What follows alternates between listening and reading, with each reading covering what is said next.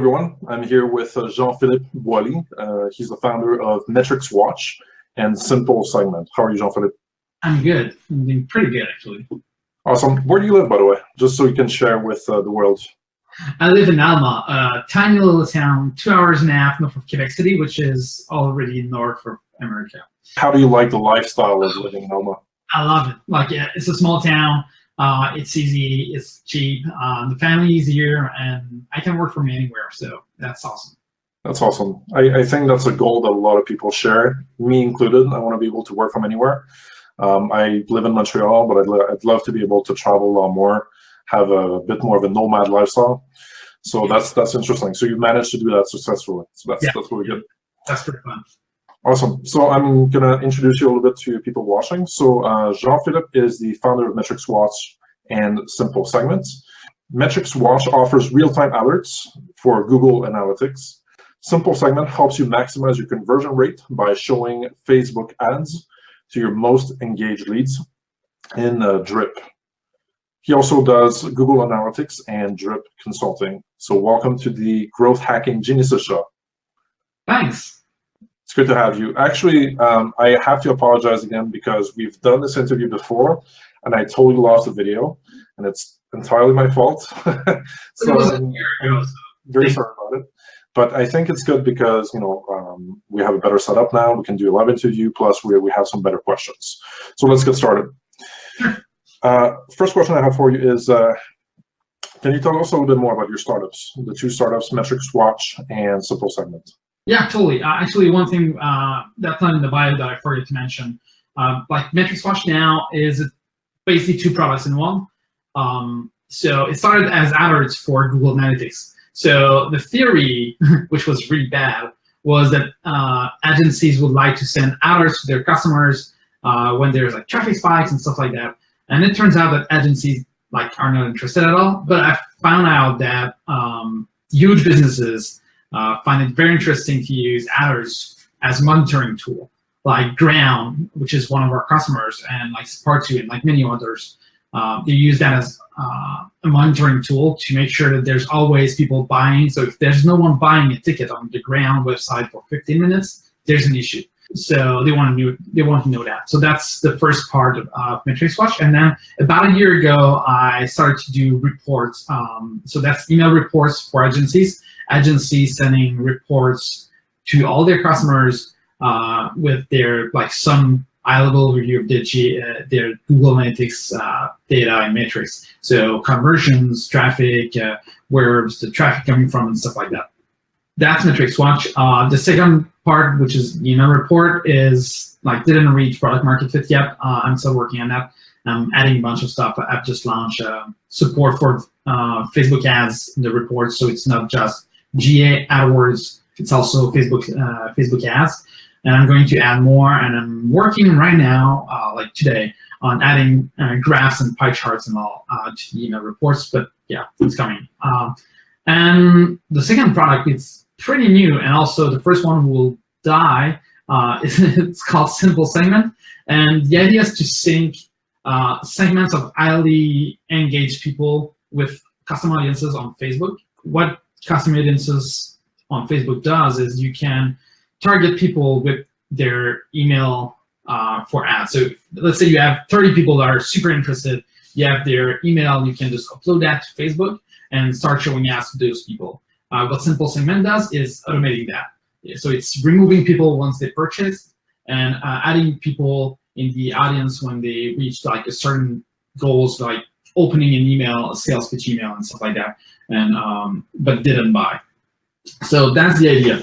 And it works super well. Drip became a customer, Drip and lead pages, and a bunch of people. The thing is, it's a super simple product, and annually will die, and Drip just came out with the feature last week or so. So I'm assuming I will probably shut it down in a month or so.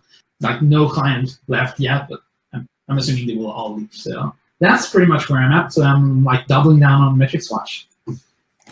Sounds good. So do you see any new features that you could develop with Simple Segment that would allow you to compete with the new features that they're adding in the base software? I could have if I had more time. If I had a momentum for 6 months or so, I could have built it for other platforms, which was the goal. But I reached out to like Drip before actually building it, and to other platforms. So I know they're like most of them are building it. They're either building it or I have no idea what this is.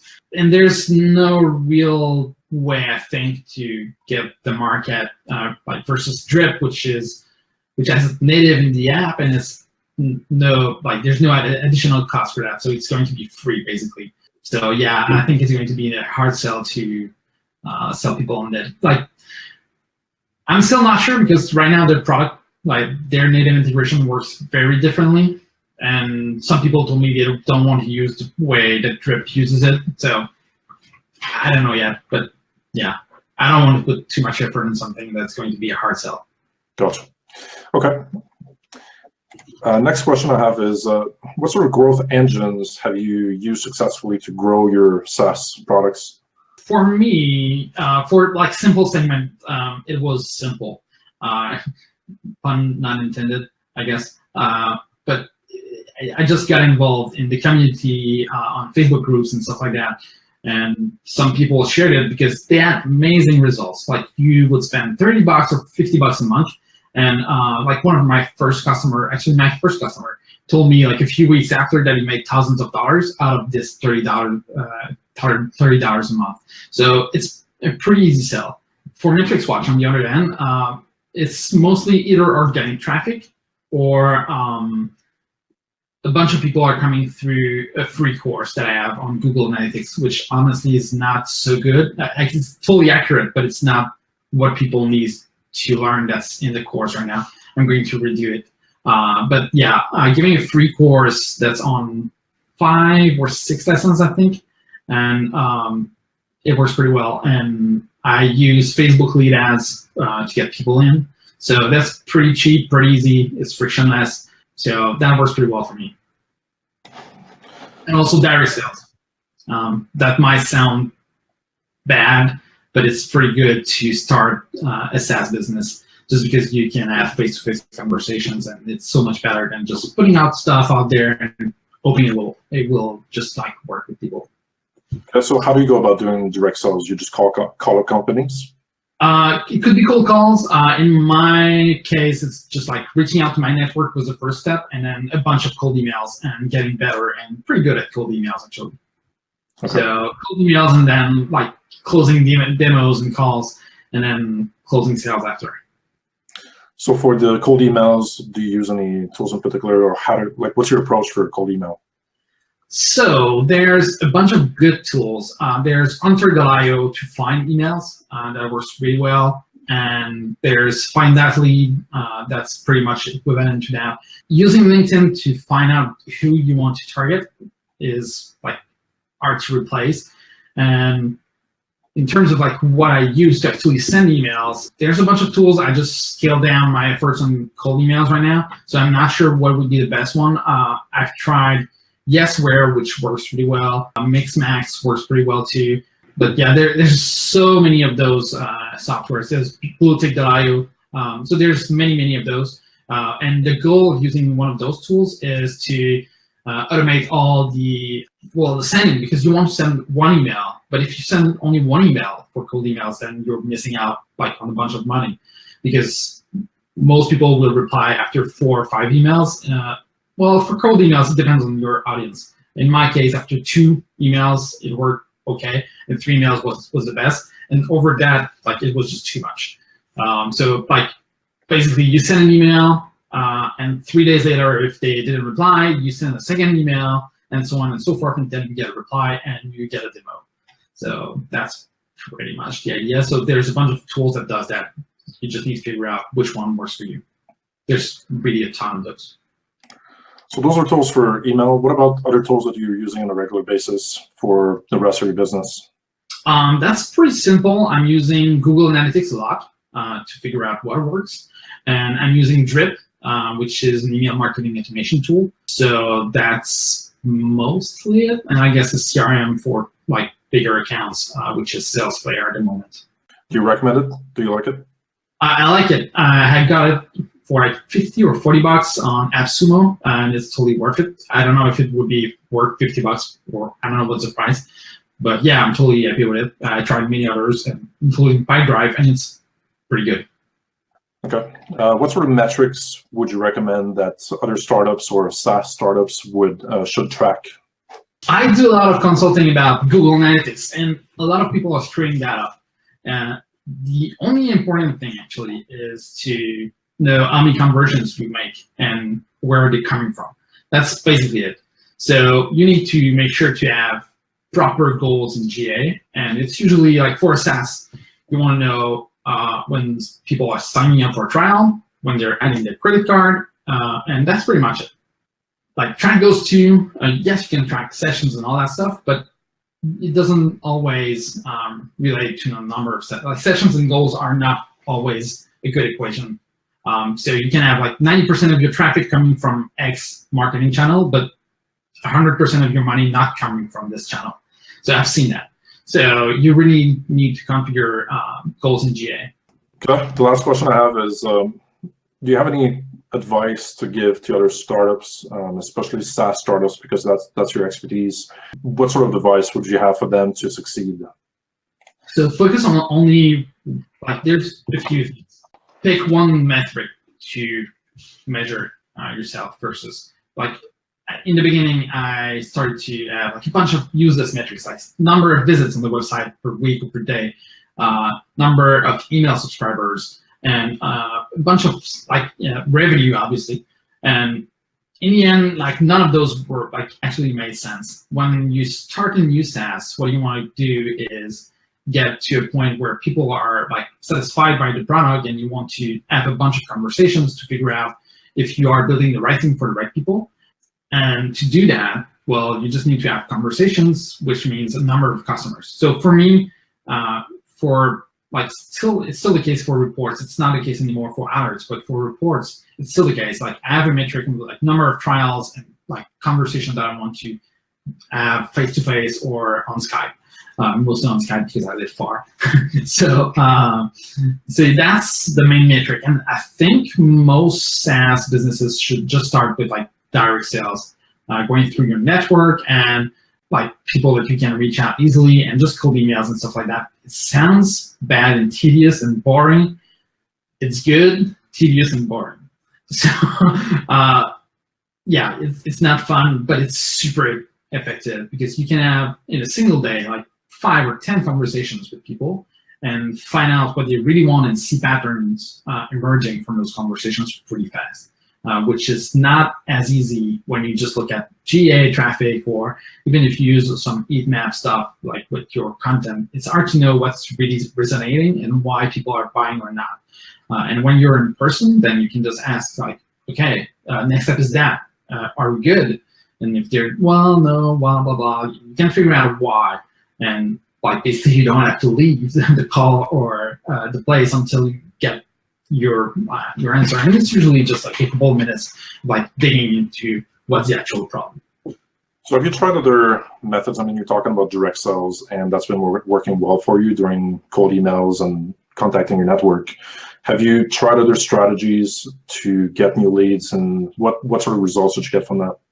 Not for new leads, but one thing that I want to try like pretty soon is, I don't like how it's called. It's like messenger bots, but it's not really just bots. It's basically retargeting or drip campaigns or cart abandonment campaigns through Messenger. So basically, some people did some steps enough to give you the right to send them Messenger messages, and you can get amazing results. I've seen numbers that are like astounding. Open rates of like 80%, click rates of like 60%. That's not numbers we see in email marketing most of the time. Well, I've never seen that in email marketing. Email marketing is really good, but that sounds like a pretty big opportunity. So that's going to be something I'm going to try to play with. I'm not sure exactly how I'll put it for Metrics Watch. It's probably going to be something on the side where people need to like click to get something or click to get the plans, and then maybe, yeah, I want to try maybe on the pricing. I'm not sure it's ethic. It works with their with the license of Messenger and all, but basically you want to see the pricing, click here, and then suddenly you get on some sort of list that I can send messages to. So I know one guy in particular that has been using messenger bots quite a bit is Scott Olford. I'm not sure if you're familiar with him.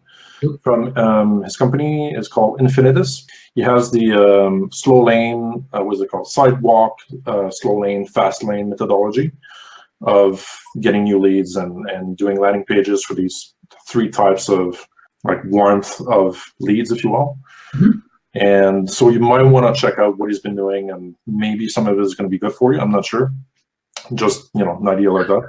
But I know that there's definitely potential in it because, you know, myself, I've been interacting with some of his messages, some of the content that he's been sending me. I was interested in, and I clicked, and or responded something. Like, he tries to engage you as much as possible, and it seems to work. I mean, I've been responding to that, even though I know it's not a personal message. I know it's a bot. Like, I know he, you know, schedules those messages, and then everyone receives them.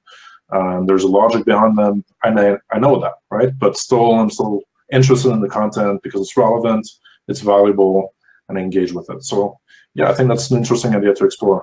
Let us know, like, if you want to share your results, like once you've tried it, I'd love to know, you know?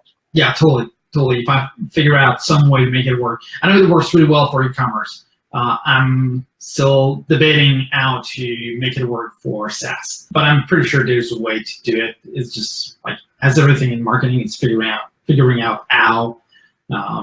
So yeah, like some people are making money with Snapchat. I have no idea how to do that, but some people are. So yeah, I'll definitely let you know if I figure out a way to get it to work for SaaS.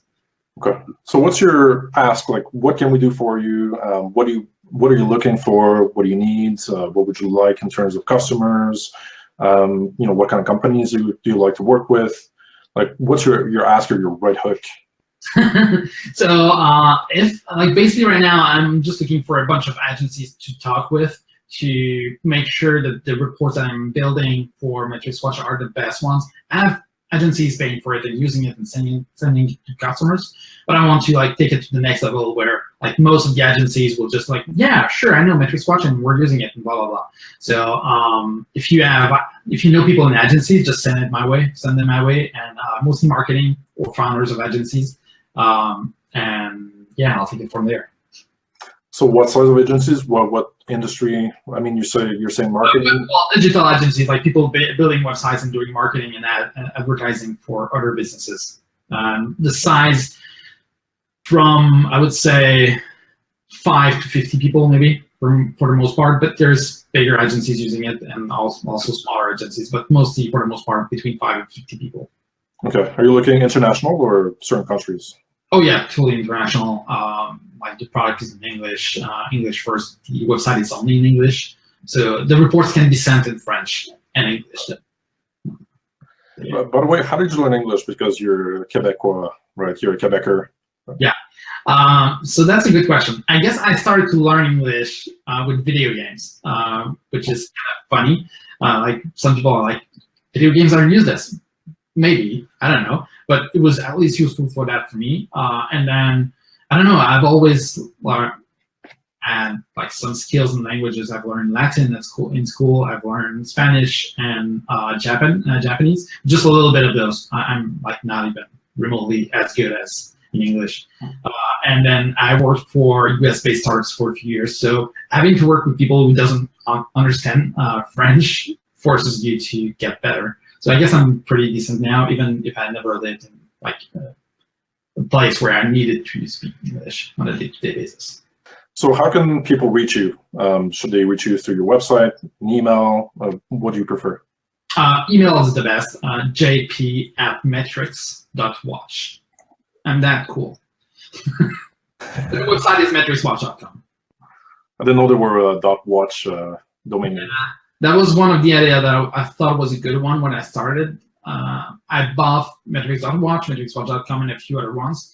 And I just started with metrics.watch, but it's a pretty bad idea in the end, because you always need to tell people like, no .com. No, it's just metrics.watch. And you can't put just metrics.watch on a t-shirt because people don't know what to do with that. Right. So like .com works really well.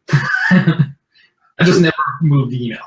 Yeah, even nowadays, I think a .com is still preferable because that's people's first reflex, right? Yeah. .com. It's frustrating because a lot of the .com, like most .com domain names now are taken, like the good ones. And when you're looking for a domain name for your business or your product, it's frustrating. Yeah, I totally agree. That's why I didn't buy a .com for simple segment, but I knew how much it would cost me if I wanted to like double down on simple segment. But like. All right, Jean-Philippe, thank you so much for your time. It's been very interesting, and I love this live format. And eventually, we're going to start, engaging a little bit more the community and try to get comments live on the call. Feel free to comment on the post of this interview, and then I'll let GP know about the comments or the questions, and then he can answer those, or I can put you in touch or whatever. So it's been a delight, and I'm very grateful that you decided to or agreed to redo this interview, and apologize again. It's not my fault, and it's been better, I think, this time than the first time. So yeah, thank you so much. Bye-bye. Have a good day. Bye-bye.